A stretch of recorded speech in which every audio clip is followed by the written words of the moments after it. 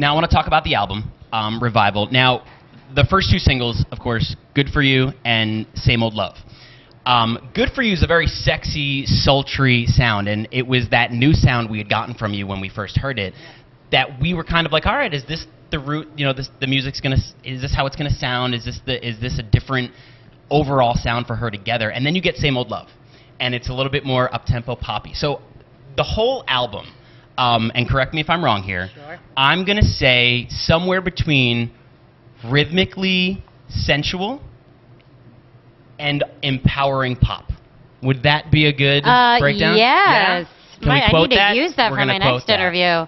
Right? That's exactly what it is. That's the sound. I mean, and then I take the first two singles, and that's where I get it from. And then you listen to the rest of the album, and it's all about your growth and your maturity. Thank you. Hands to Myself, Sober. The writing is just so much different than what it ever was for you. Mm-hmm. What was the process going through with this album, not only changing the sound, but also your growth as a person? Not just a pop star anymore, you're an artist. Thank you. Yeah, so was it hard to transition? Yes, of course, because you have the weight of the world on you, and you do, I had a lot of people not wanting to think I could do it, Right. They were almost saying and already projecting it onto me. And when I spent the year working on this record, there were moments where I was a complete wreck. I was like, I am getting way too in my head. I don't know what I'm going to say. What if people don't like the way this is coming out? And then I had to realize that I had to make it for me. I went to Mexico, and it was the first time that I had ever experienced any sort of body shaming stuff. And I had this whole revelation. I was like, I want to be heard. This isn't fair. Why is everything I do something else? Right. And I put that into my music. So every single session I went into, I was like, this is where I am. This is what I want. This is what I need. This is how we're going to do it. Like how I want to say this, what I want to talk about. And then other days I'd go in the studio and I'd have nothing to say. So then it was just about taking time with myself, exploring where I was, being emotional, being empowered, feeling weird about certain things. I truly wanted it to be authentic. And hearing you say that, and hearing people that I love and know say, this is you, I hear you in it, could not be any crazier. It's so true because, I mean, being in radio and working with music on a daily basis, I hear a lot of the same stuff over and over. But this isn't the same from you. It's a completely different sound from you. So compliments to you on that. Thank you. Congratulations. Not trying to suck up. Literally, I meant that.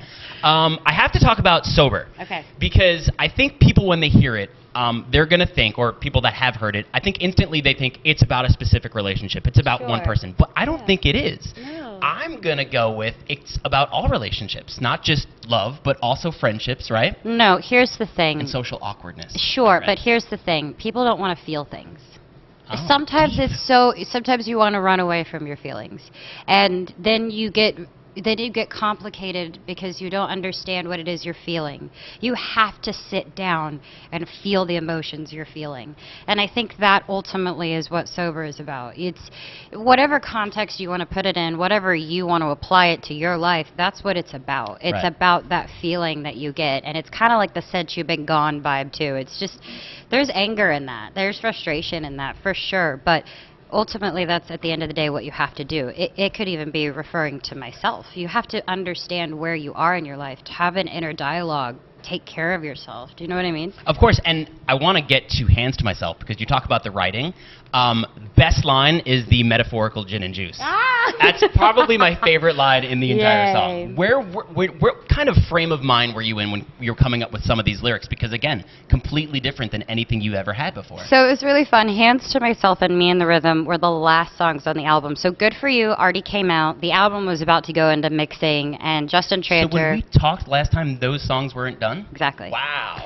So Justin Tranter, Julia Michaels, who wrote Good For You, we went into the studio. It was doing so well. And at this point, we were like, we got the album. We're fine. we felt confident. And I just had this sass about me. I felt really good about myself. And we went in, and it was just like, Julia's like, what are girls not doing? Like, what is that vibe that, girls haven't touched on? And she's super about the masculinity and feeling like you're equal to a guy. And kind of had a little Prince vibe in it. It started with a cup. We were banging on the desktop with a cup, and just kind of started stemming from there. And then Me and the Rhythm came out of that as well. It was just about me letting loose. I felt really great about myself. Well, overall, a fantastic album, Revival. Go get it if you don't have it yet. I'm so sick of that same